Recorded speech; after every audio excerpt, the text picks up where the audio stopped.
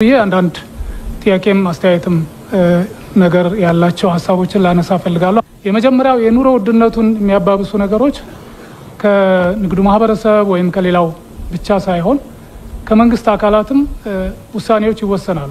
የሚጨመሩ ጭማሪዎች እያደጉ የሚሄዱ የዋጋ ሁኔታዎች በጣም አንዳንዴ ከባድ ናቸው። መብራት ላይ የሚጨመረው አንዳንዱ ያው የፌደራል መንግስትም ጭምር ነው ያለበት፣ ግን እንደ ፓርቲም በስራ አስፈጻሚ ውስጥ ስላሉበት ክብርት ከንቲባ ከፌደራል መንግስትም ጋር በጋራ ስለምሰሩ ትኩረት ሊሰጠው ይገባል ብዬ አስባለሁ። ሌላው ከዚህ ከቤትና ጣራ ግድግዳና ጣራ ሚል ግብር ባለፈው አመት ታስታውሱ ከሆነ ከፍተኛ የሆነ ጭማሪ ተጨምሮበት ነበር። እዛ ላይ ተነስቶ የነበረው አንደኛ የጡረታ ተጠቃሚዎችና ዝቅተኛ ገቢ ያላቸው የህብረተሰብ ክፍሎች ያን ግብር እንደምንም ብለው ቤቱን ሊያገኙ ይችላሉ።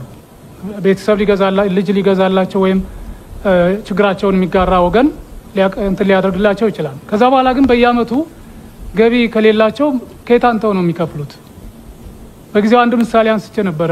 እዚህ ምክር ቤት አባል የሆነ ሰው ጋርም ስናወራ ለምሳሌ በአመት 11 ብር ሲከፍል የነበረ ሰው 13000 ብር እንዲከፍል ተወስኖበታል።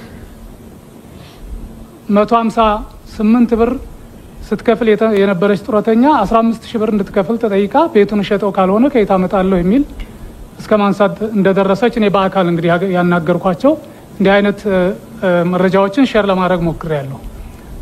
ምንድነው የተደረገ ነገር አለ ወይ? ከዛ በኋላ ጡረተኞችን እና ዝቅተኛ ገቢ ያላቸውን ሰዎች ከዚህ ጭንቀት ለማዳን ክብርት ከንቲባዋ ሲናገሩ ሰምቻለሁ ሚዲያም ላይ የነሱን ችግር ለመጋራት ጥረት እናደርጋለን የሚል ነበርና አልሰማውም ወይ እንግዲህ እኔ ስላልሰማ ይሆን ወይስ የተወሰነ ነገር አለ የሚለው ቢብራራ።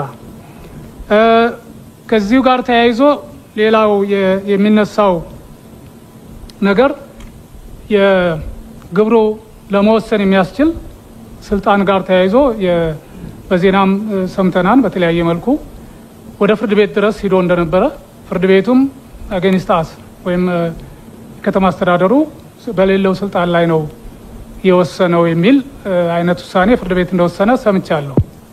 እሱ ነገር ምን ላይ ደረሰ የሚለውና ምን ማለት ነው አንድምታው? ትላንት በተወሰነ መልኩ እንግዲህ ጥያቄው የተመለሰበት ሁኔታ አለ፣ ግን አንድምታው ምንድነው? ለወደፊቱ ምን ትምህርት እናገኝበታለን? ለልማት ተነሳሾች የሚሰጠው ካሳ አነስተኛ እንደሆነ ይነሳል። ከገበያ ዋጋ ጋር እንትን የሚል አይደለም፣ አይታሰብም። እሱ አንዳንዴ ጥያቄውንም በአግባቡ አለመረዳት ያለ ይመስለኛል። ከኃላፊዎችም ትላንት የታዘብኩት ነገር ገበያ ላይ በሚሸጠው ልክ ይመጣጠን የሚልም ጥያቄ አናነሳም። ይሄ ማንም ሊያረጋ አይችልም፣ ምክንያቱም መንግስት የመሬቱ ባለቤት መንግስት ነው። ነገር ግን ሊያስገነባ ይችላል ወይ የሚለው ላይ ነው ጥያቄ እየተነሳ ያለው። ሄዶ አሁን ባለው የኑሮ ውድነት የቆርቆሮ ዋጋ፣ የብረቱ ዋጋ፣ የሲሚንቶ የምኑ በየጊዜው ነው የሚጨምረው። ያን ታሳቢ አድርጎ ሊያስገነባ የሚችል ነው ወይ የሚለው እኔ በደንብ መልሶ ማየት የሚቻልበት እድሉ ካለ ወይ ያያችሁት ቀድማችሁም የታዘባችሁት ነገር ሊኖር ይችላል ብዬ አስባለሁ። እሱን አንድ ግምት ውስጥ መግባት ቢችል። ሌላው ለተማሪዎች ከሚቀርበው የትምህርት ቁሳቁስና ዩኒፎርም ጋር ተያይዞ አሁንም መዘግየት አለ። ከበፊቱ መሻሻል አለ፣ እሱን አፕሪሼት እናደርጋለን።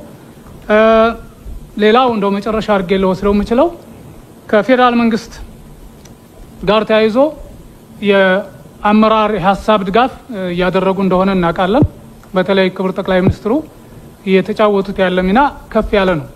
ተደጋግመው አንስተውታል ክብርት ከንቲባ በሪፖርት ላይ ሁላችንም በዚህ መልክ እንታዘባለን። ነገር ግን ከዛ ያለፈ ድጋፍ መኖር የለበትም ወይ? ለምሳሌ የበጀት ድጋፍ፣ የቴክኒክ ድጋፍ አለን ወይ በምንፈልገው ደረጃ? እኔ እስካሁን ባለው በሪፖርቱም ሳይ ይሄን ሁሉ ስራ እየሰራን ያለ ነው በከተማው አስተዳደር ገቢ ነው፣ በራሳችን አቅም ነው። ይሄ ትልቅ ጸጋ ነው።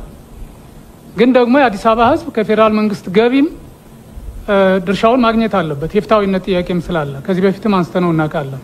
ከዚሁ ጋር ተያይዞ ለከተማ አስተዳደሩ ተጠሪ መሆን የነበረባቸውና ያለባቸው ተቋማት አሁንም ድረስ እዛ ፌደራል መንግስት ጋር ነው ያሉት። የሚሆኑትን ብቻ አነሳና በእቅዳችን አካተን ተግባራዊ ምላሽ የምንሰጥ መሆኑን ማረጋገጥ ወዳለው የመጀመሪያው የሰላምና ጸጥታ የህግ የበላይነትን ከማስከበር አንፃር ነው። እንግዲህ ሁላችንም የምንመለከተውና እውቅናም ስንሰጥ እንደነበረው የከተማችንን ሰላም ዘላቂ አስተማማኝ የሆነ ነው። ይሄንን እኛ ብቻ ሳይሆን ዓለም አቀፍ ሚዲያዎች ሳይቀሩ የአዲስ አበባ ሰላም ከነ ኒውዮርክ በጣም ሰላማዊ ናቸው ከሚባሉ ዓለም ከሚጠሯቸው አካባቢዎች ጋር ተወዳዳሪ እንደሆነ እውቅና የሰጡት ያለ ነው።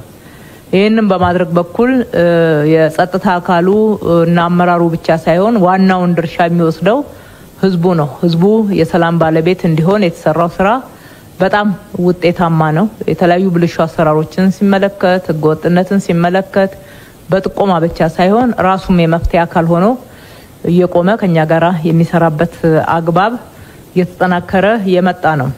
ከመልካም አስተዳደር አንፃር የተነሳው ስለ መልካም አስተዳደር ሲነሳ ብዙ ሰው የሚረዳው ከብክነት ከብልሹ አሰራር ጋራ አያይዞ ነው።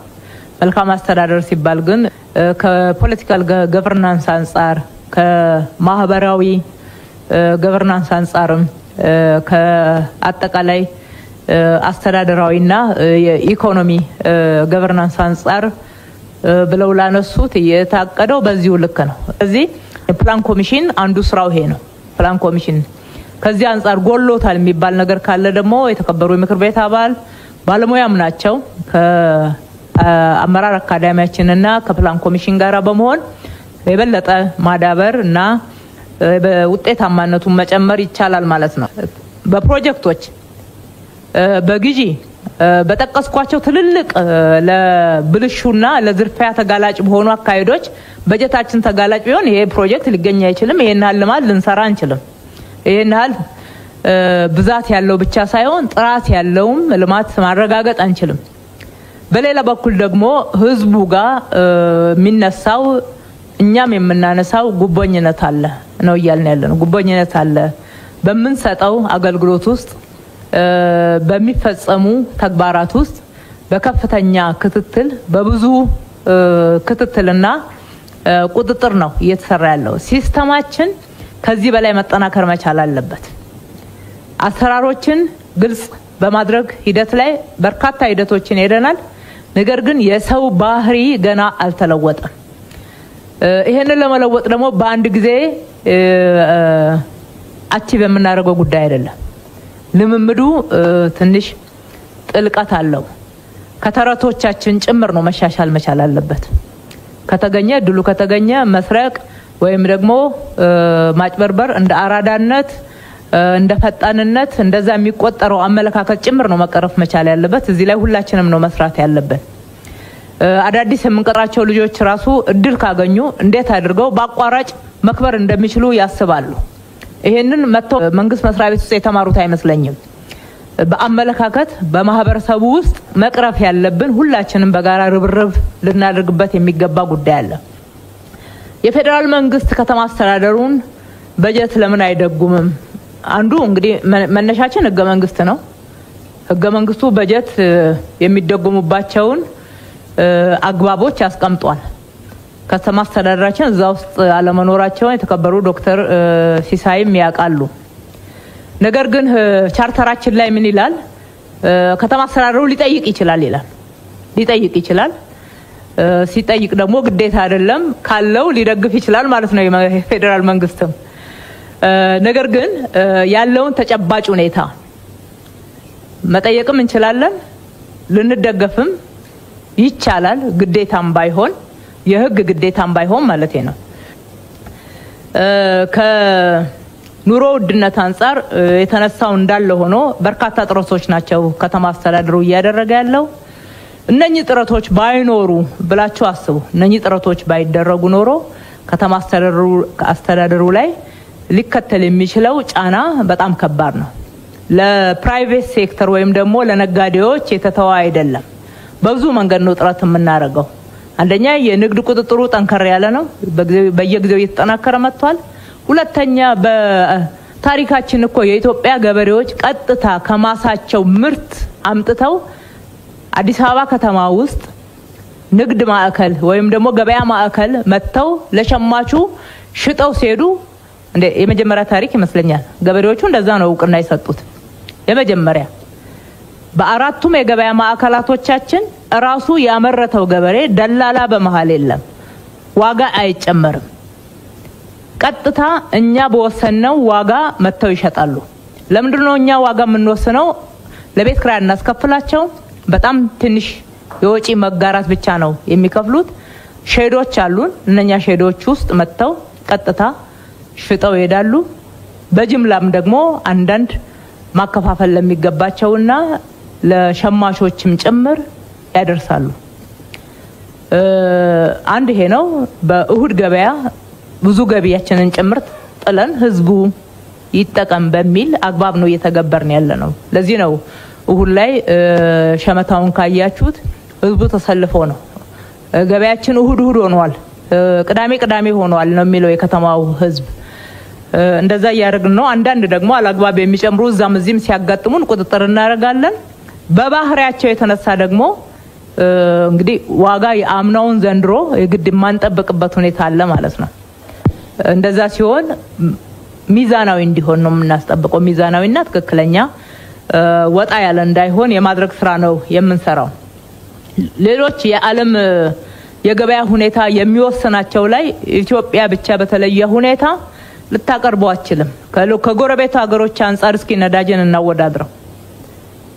አሁንም ቢሆን እኛ ሀገር ነው ርካሽ ነው የሚባለው። አንጻራዊ ነው ሁሉም ነገር፣ በአንጻራዊነት ነው የምናነሳው። ከትምህርት ስልጠና ማዕከል ወይም ደግሞ መምህራን ማሰልጠኛ አንፃር አጠቃላይ መምህራንን አቅም ለማጎልበት ማሰልጠኛ ቢኖረን ጥሩ ነው። ነገር ግን አሁን እየገነባን ያለነው አመራር አካዳሚ ትልቅ ኮምፕሌክስ ነው። ለአመራር ብቻ ሳይሆን ለሌሎችም ስልጠና ለሚፈልጉ ተመሳሳይ ተቋሞቻችን ትምህርት ሴክተርን ጨምሮ ትልቅ አስተዋጽኦ ያደርጋል ብለን ነው የምንጠብቀው። ከዛ ውጪ ተጨማሪ የሚያስፈልገን ከሆነ እንመለከተው ይሆናል።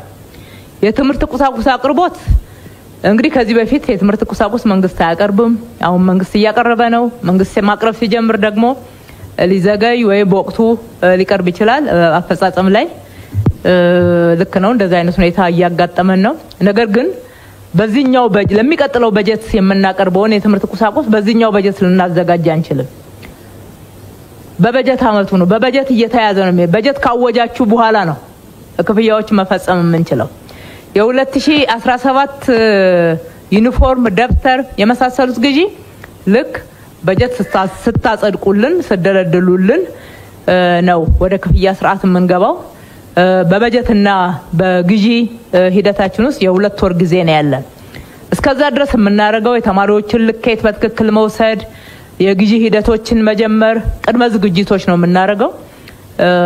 እንግዲህ በርካታ የሆኑ ፕራይቬት ሴክተሮች ደግሞ ከክፍያ በፊት ዲሊቨር ማድረግ ላይ የአቅምም የልምድም ጉለቶች ስላሉ የተወሰኑ ጊዜያቶች መዘግየት ያጋጥማሉ።